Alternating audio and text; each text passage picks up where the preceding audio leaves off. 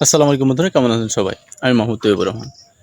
তো যে ভিডিওটি দেখলেন, এই ভিডিওটি অনেক সুশীল সমাজের মানুষ হয়তোবা বলতে পারে যে, ইস! সেনাবাহিনী কি করছে? সাধারণ মানুষকে এভাবে পিটাচ্ছে।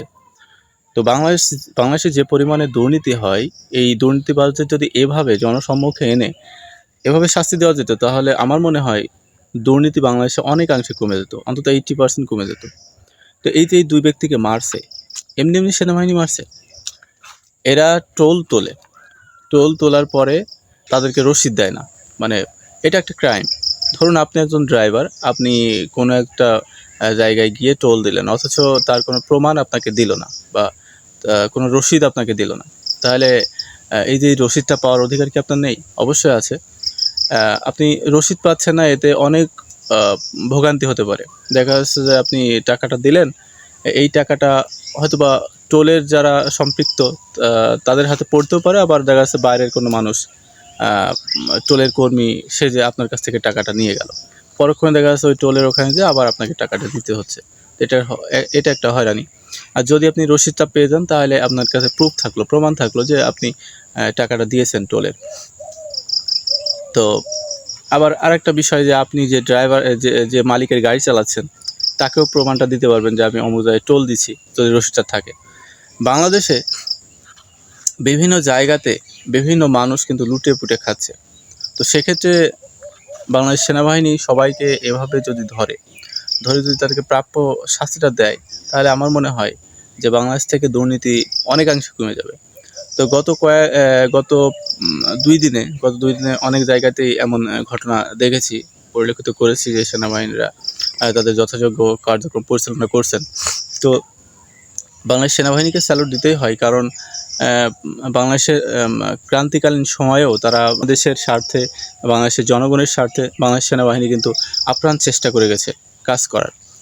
তো আমরা এর নজির কিন্তু এর আগেও দেখেছি, তো বর্তমানেও দেখছি। আমরা চাইবো যে বাংলাদেশ সেনাবাহিনী যে ম্যাজিস্ট্রেসি পাওয়ার দেওয়া হয়েছে, এই পাওয়ারের মাধ্যমে বাংলাদেশকে এই দুর্নীতিমুক্ত তারা করতে পারবে, এবং তারা তাদের আপ্রাণ চেষ্টা দিয়ে এই দুর্নীতিমুক্ত করবে বাংলাদেশকে। আবার সুন্দর একটি বাংলাদেশ আমাদের উপহার দিবে।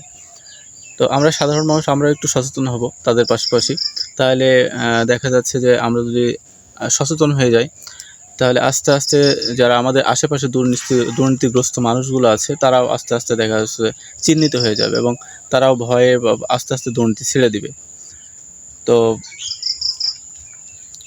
আমরা চাই যে আমাদের বাংলাদেশকে স্বাভাবিক করতে, দুর্নীতিমুক্ত করতে। তো এর আগের থেকে মানুষ কিন্তু এখন বর্তমানে যারা আছে তারা অনেক সচেতন, এবং সাধারণ মানুষও অনেক সচেতন।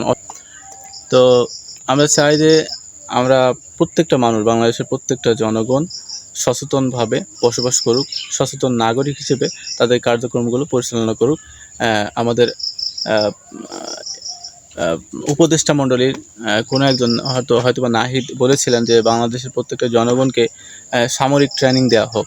তো আমি এই যে প্রস্তাবটা রেখেছেন, সেই প্রস্তাবের প্রতি সম্পূর্ণ শ্রদ্ধা এবং সম্মান জানাচ্ছি। যে বাংলাদেশের প্রত্যেকটা জনগণকে যদি সামরিক সে ট্রেনিং দেওয়াটা হতো, তাহলে আমার মনে হয় বাংলাদেশের বহিঃশত্রু যে আক্রমণ, সেটা থেকে অনেকাংশে চিন্তামুক্ত থাকতে পারত বাংলাদেশ।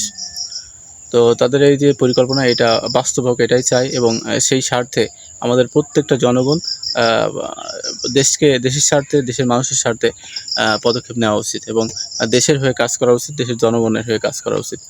তো ভালো থাকবেন সবাই। বাংলাদেশ সেনাবাহিনীকে আবারও স্যালুট। তাদের কার্যক্রমগুলো আসলেই বাংলাদেশের জন্য, বাংলাদেশের মানুষের জন্য একটু ফলপ্রসূ হয়ে দাঁড়াচ্ছে, এবং এর অতীতেও দেখেছি যে ফলপ্রসূ আ কার্যক্রমগুলো তারা পরিচালনা করেছেন। দেশের সংকটকালীন সময়েও বাংলাদেশ সেনাবাহিনীকে মানুষের পাশে পেয়েছি, দেশের পাশে পেয়েছি। তো ভালো থাকবেন সবাই। দেখা হবে, কথা হবে নেক্সট কোনো ভিডিওতে। আসসালামু আলাইকুম।